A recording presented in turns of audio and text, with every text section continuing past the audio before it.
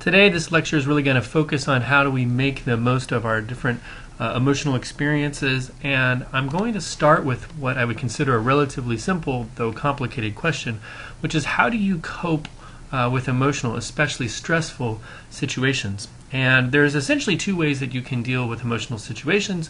You can take a problem-focused coping approach, which you try and change the source of that stressful situation, change the situation so you don't experience the stress anymore, or an emotion-focused coping strategy, which really consists more of trying to reduce the negative emotions that you experience from a stressful encounter, not necessarily trying to actually change the stressful situation, just your reactions to that situation.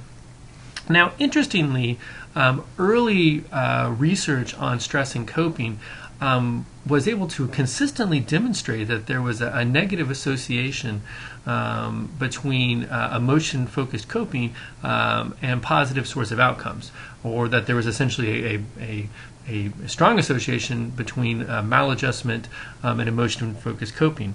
And this led early researchers in the 20th century to say that intense emotions are really dysfunctional, maybe even opposed to a rational sort of approach to how to deal with an emotional situation.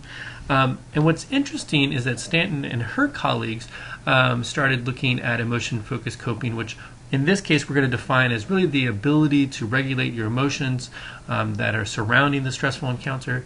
And they demonstrated that there's really an adaptive potential for both positive and negative emotions, and that really basically means that both positive and negative emotions are really adaptive, or dealing with positive and negative emotions is really an adaptive way to live in our sort of day-to-day life. And how they went about showing that was that there were some flaws in the previous research. Particularly, there was really a wide disparity in the items that were used to measure emotion-focused coping. For example, Stanton and her colleagues found that the scales that were used to assess emotion-focused coping were really slanted in sort of a negative direction. They had statements like, I get upset and I let my emotions out.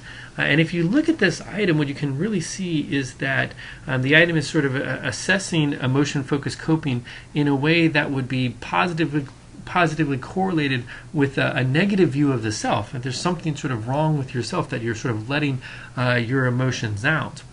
And what they found, interestingly, was that when you got rid of these sort of biased questions, when you got rid of these questions that looked at emotion-focused coping as sort of a negative personality trait, when those items were eliminated, then the really frequently cited relationship between emotion-focused coping and poor outcomes was not valid. And so what they concluded, and really I think what 21st century research clearly demonstrates now, is that the previous research on stress and coping was really a function of bad measurement. And what we're going to really learn through the rest of the lecture is that one of the ways that facing your stressors directly and repeatedly can be beneficial to you is that you can sort of habituate to these sort of predictable negative experiences. You can sort of get used to the emotions that you would experience in these types of situations. And that what we're really going to focus on in the rest of the lecture are different approach-oriented emotion-focused coping strategies, which really help us better foster an understanding of our emotional experiences. And that's really why emotion-focused coping is actually a relatively good strategy to deal with stress. Now, we're going to start by basically saying that when you have an emotional experience, there's essentially three characteristic ways that you can manage those stressful encounters. And in many ways, it's more of sort of a process of going through all three of these things.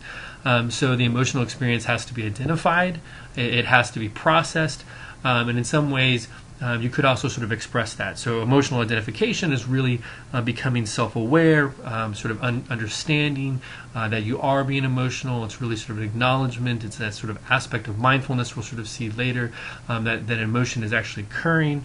It's somewhat removed from the process in many sorts of ways. But what we're going to focus on for this lecture are these sort of two related but distinct processes that are approach-oriented emotion-focused coping strategies, emotional processing and emotional expression. So emotional processing is really where you actually attempt to understand the meaning of your own emotions. Try and come up with sort of an understanding of your emotions. And obviously emotional expression isn't much like what it sounds like. It's emotional expression that can happen between two individuals or can actually happen within the self using sort of journal writing or artistic types of production. So if you want to think about types of exemplar items that would help us understand emotional processing, we would use items like I take time to figure out what I'm really feeling, or I acknowledge my emotions. It's sort of the processing side. And it's different from expression. Expression types of questions like I let my feelings come out freely, or I take time to express my emotions. Notice, by the way, that emotional expression doesn't have that sort of negative connotation that some of the earlier items actually had. When Stanton and her colleagues wanted to try and get people to say how much they were emotional copers or emotionally focused copers, these were the instructions that they read. You can stop the video here and read them in their entirety. I'm really going to just highlight two parts, which is obviously their part where they say they're interested in how people respond when they're confronted with stressful experiences. And the questionnaire that they developed asks people to indicate how people generally feel and think and the way they behave when they're in stressful situations. So here are the types of questions that they came up with that both still measure emotion-focused coping, but now again without that negative connotation removed. And so again, you can sort of see these items, and you can take this survey yourself, right? All you really need to do is read each question, and on a scale of 1 to 4, say how much you usually do this in a stressful situation, 1 being you don't usually do this, and 4 being you do this a lot.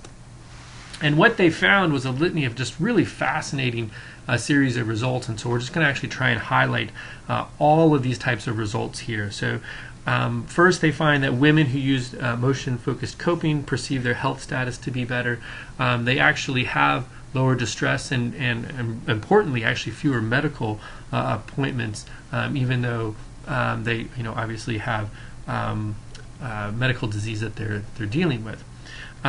They also, Stanton and her colleagues show in a study examining the different types of coping as predictors of disease severity, that individuals with acute coronary syndrome actually had lower severity if they were emotionally focused copers. And this is actually really interesting to me. Individuals who were dealing with the stress of chronic racism, they actually are found to have higher self-esteem and higher life satisfaction if they are emotionally focused in their coping with their types of stressful situations when they're dealing with discrimination. As I've tried to point out through most of these lectures, obviously there's moderators of the effectiveness of this approach-oriented emotion-focused strategy. Students who are actually having to deal with their parents' either psychological or physical illness, they actually cope better when their specific type of approach tendency is matched with what they're trying to do to deal with that sort of stressful situation.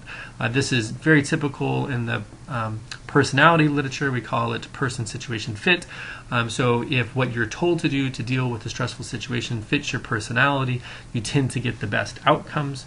And this is also a really interesting one to me, that compared to Westerners, there were a series of studies in China that actually showed that people in China actually commonly use emotional suppression, which in the West is usually a bad thing.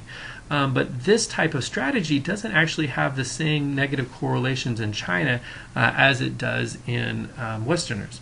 And it might be because that Asian individuals might be able to better control their sort of neurological reactions to negative sorts of situations. Okay, so we're going to break here, and we're going to come back and talk about emotional intelligence.